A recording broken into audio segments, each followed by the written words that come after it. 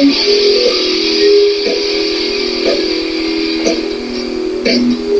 everyone, welcome to Logan's Mosh Pit. Glad to have you here. Do me a favor and please subscribe if you haven't already. Gather round bookworms, because the time has come for a new episode of Rock and Read. Today we'll check out Chapter 7 of My Effin Life by Geddy Lee. Let's see what happens next. In September '73, Moon Records released David's mixes of Not Fade Away, backed with You Can't Fight It. Around 500 copies of that lousy production were pressed, and it remains our weak first record. There was no way we would stand for a full album to be released sounding like that, not with our name on it. But as we pondered what to do with the remainder of the sad thing, we were now at least a bona fide recording act. Moon recording artist Rush, the press releases said, and we had gigs to play. In October, Ray and Vic began to make good on their promise of using their clout as promoters to further our career. They slotted us in as the opening act for the New York Dolls, a sensation at the time with their androgynous glam punk vibe. A theater gig was a legit step up from the bar circuit. I have vivid memories of that night and some of the band and crew with their thick New York accents, but I would prefer to share a description of the show that Alex later wrote for an article in the West End Phoenix newspaper. The venue for the gig was the Victory Theatre, built in 1921 and home to Burlesque in Toronto until it closed in 1975. The Victory, in its waning days, was faded.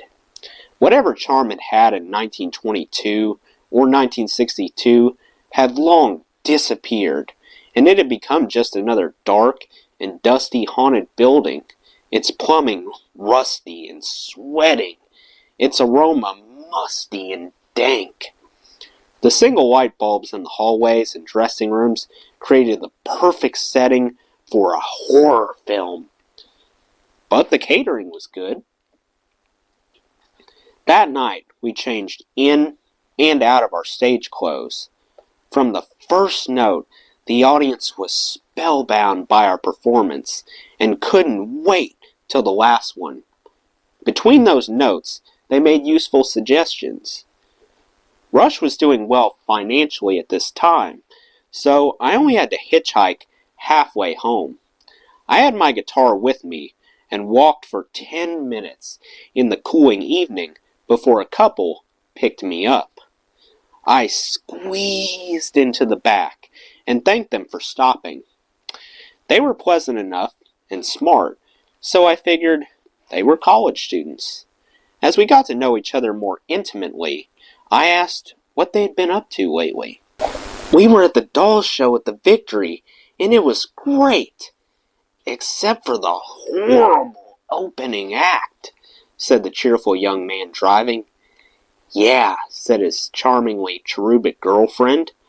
I wanted to chop that singer's head off.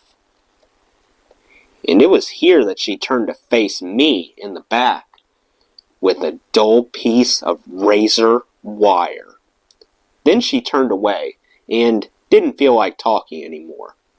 Me neither. At the next light, I quietly jumped out the window and commenced the short 35-kilometer walk home in the soft, drizzling October rain. Don't hitchhike.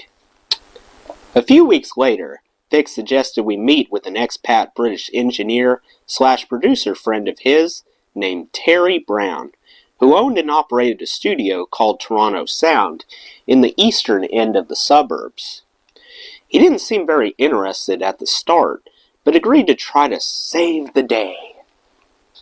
He listened to the record and said he understood the problems. The drum sound was feeble, out of phase in fact.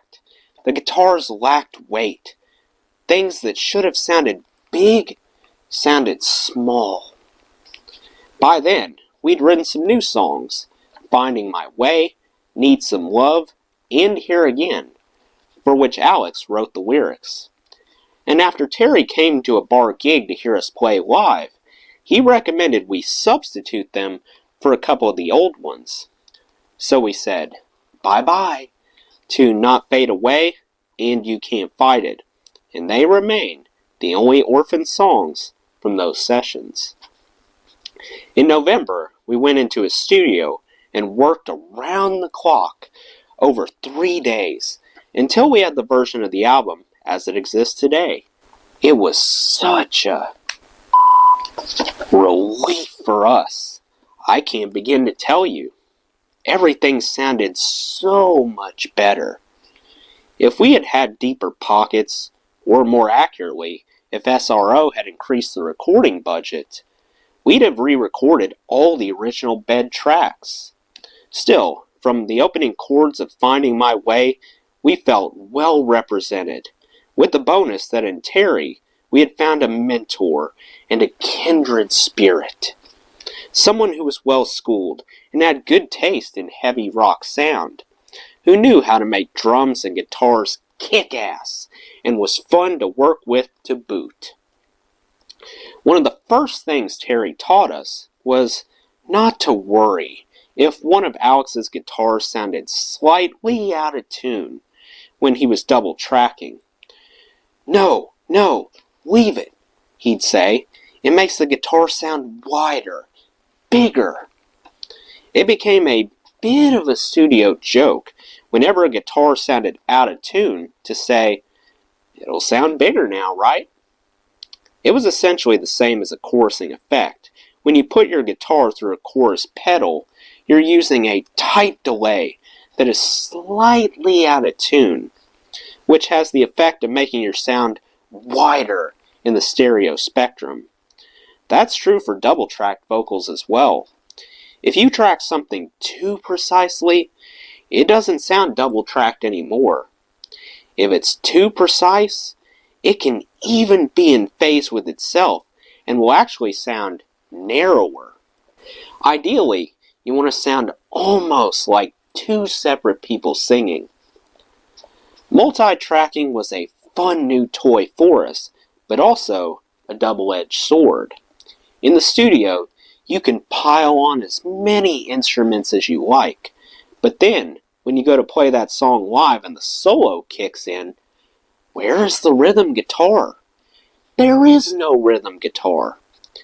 In the years to come, as the rhythm section in a trio, Neil and I would have to compensate by playing busier parts, which is kinda how our styles developed the way it did. Good excuse for playing too many notes, eh? I'd also conjure up a bottom end and trebly tone that helped take up the space of the missing rhythm guitar. As I've said, it can be painful to hear our records again, but I would say some of them stand up quite nicely. For example, I've been surprised by how well Fly By Night was recorded, and I really am feeling renewed respect for all the work we did with Terry, because in the early days, he was both producing and engineering, and he was a good engineer. Still is. As I write, he's actually mixing some live tracks from 1981 for us. So, maximum kudos to him for saving our skins. Even if on listening to the first album again after all these years, much of it still sounds innocuous to me. Of all the songs from that first record, most notable to me is Working Man. It's always been one of my favorite songs to play. It has special poignancy because it's the only song from the John Rutsey era that we kept in our live repertoire for most of our 40 years, often playing it as our show closer. I wrote its final lyrics on the eve of recording it, inspired by observations made while playing all those bars around Ontario, watching working men pounding back their beers after work, Guys on the dole spending their checks on as much as they possibly could before going home. In one sense, I was singing about anyone really who worked hard, anyone who eked out a living without much to look forward to. The song is about wanting more from life than just that. By comparison to these guys, my job didn't feel difficult. There I was, trying to make my living up on a 2-foot-high stage in a room that smelled of stale and rancid draft. But I didn't get up at 7 and go to work at 9. Playing in a band was a dream.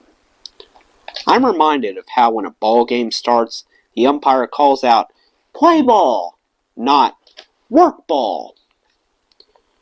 From the first time I sat in a beer hall as a newly christened 18-year-old and looked around me at these men, wondering what their lives must be like, I told myself, there has just got to be more. You have to demand more from life. We started to actually get a wee bit of airplay here and there late at night. Working Man on WMMS south of the border, and both In the Mood and Finding My Way in Canada. I remember hearing Finding My Way on the radio for the first time, and that was really, really exciting. It was an almost out-of-body experience to hear this record you yourself had made suddenly coming out of the same speakers all the real records came out of. And not just your speakers, but other people's too across the land. Then our family and friends started bombarding CHUM-FM with requests, and word began to spread. I don't remember the first time, meanwhile, that I found our record in a store, though I do remember finding that the color was never printed the same, but in various pinkish hues, some yellowy, some darker red, which, you could say, was just the start of a lifetime's frustrating pursuit of getting it right. Note to self, ask for final approval on everything. Still, it was awesome to see copies in stores, and of course, whenever you did, you'd move them to the front of the bin. A couple nights later, my mother and her new husband, Max, came down to see us at the Colonial Tavern. Yes, she had remarried. And yes, that was weird. Max Rubenstein was a distant cousin from the old country who happened to live just a couple of blocks from us, had 2 kids of his own, and lost his wife to cancer. He and Mom agreed that a marriage was in the best interest of his young daughter and my younger brother Alan. It was old world thinking for sure, but there's no question he helped smooth over her troubles with me and my sister, bringing some normalcy to the household. At the same time, with the gradual rise in stature that airplay conferred, my mother began to look kindlier on my chosen profession. And after we played a rousing show at Laura's second secondary school in St. Catharines that was televised on Canadian Bandstand, broadcast from CKCO in Kitchener, if anyone asked what her son did for a living, she could say, with no small measure of notches, "Oh yes, he's an entertainer, and he's on the television." I don't think she ever listened to our music in the early days, but later on, she had Q107 on around the clock, and loved it when we came on. She'd report religiously on who was getting more airplay, especially if it was another Toronto band, and became a mini expert on Toronto talent. She'd report to me and become quite upset, threatening to call up Ray Daniels and say, "You need to get them on the radio more." She also stuck posters up in the windows of her store and even gave the album away to kids who didn't have the money. The story I will only briefly tell you now is well documented in the annals of Rush Online and elsewhere. Bob Roper, a friend of ours who worked at A&M Records at the time, started sending copies of our LP to radio program directors across Canada and the States, and Donna Halper at WMMS in Cleveland liked the record a lot too. She played several songs from it, but found that Working Man especially resonated with her listeners. As a matter of fact, the phones lit up, and as they say, Rush became one of the station's most requested albums, despite it being available in American record stores only as an import. The phone started ringing at SRO too. This time it was the record companies, and Ray and Vic dove into negotiations. Now, here's what I was told at the time. Right as they were close to a deal with Casablanca Records, who had just signed Kiss, they got a call from the head of national radio promotion at Mercury Records in Chicago, Cliff Bernstein. He begged them to wait for a day or so. Since it was the weekend, and no one was in the office in Chicago but himself, saying he was mad for the record, knew about the radio response, and that Mercury had recently had major success with another Canadian band, Bachman Turner Overdrive. Wisely, Ray said he'd wait. 2 days later, Mercury made us what Ray told us was a better offer than Casablanca had, and we signed a long-term deal with the label. In Cliff, we had a true believer who made all the difference in the world, and I'm happy to say we've remained good friends to this day. Meeting over that record changed the fortunes of both of our lives, as Cliff here testifies. Late June 1974, Monday morning. My job is national album promotion. Arrive at work at Mercury in Chicago just before 9 a.m. The assistant to Mercury president comes by my office with a copy of Rush on the Moon label. She says to listen to it immediately and recommends sign or pass ASAP. Why me? It's not my job. Irwin's in L.A. The head of A&R is out of the office. Seems like I'm the only one there that might have an ear for this kind of music. The album comes with a note that says it was sent by a booking agent at ATI.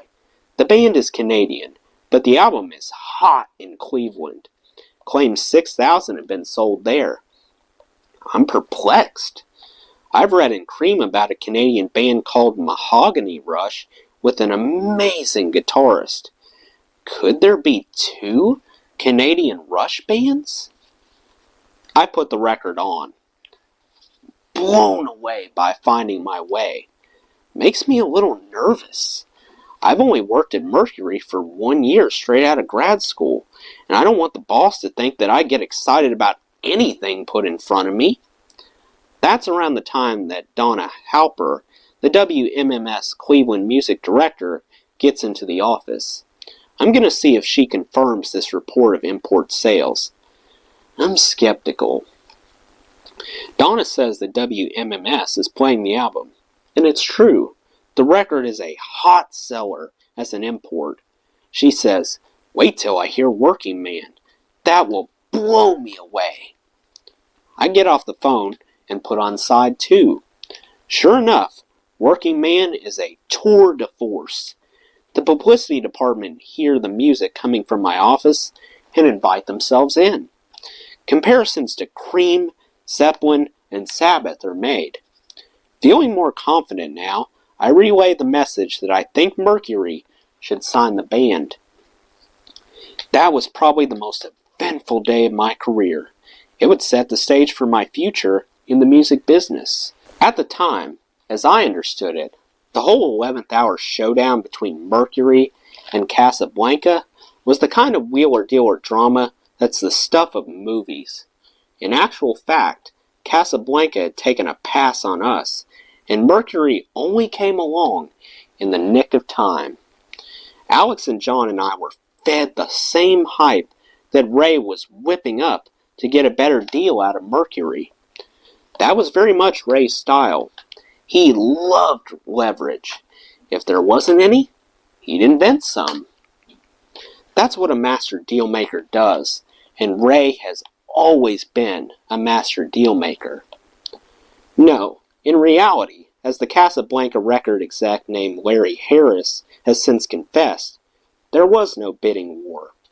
In his book, In Party Every Day, The Inside Story of Casablanca Records, he writes, "A booking agent turned manager at ATI wanted to give us first dibs on an act he was representing, a Canadian trio hailing from Toronto.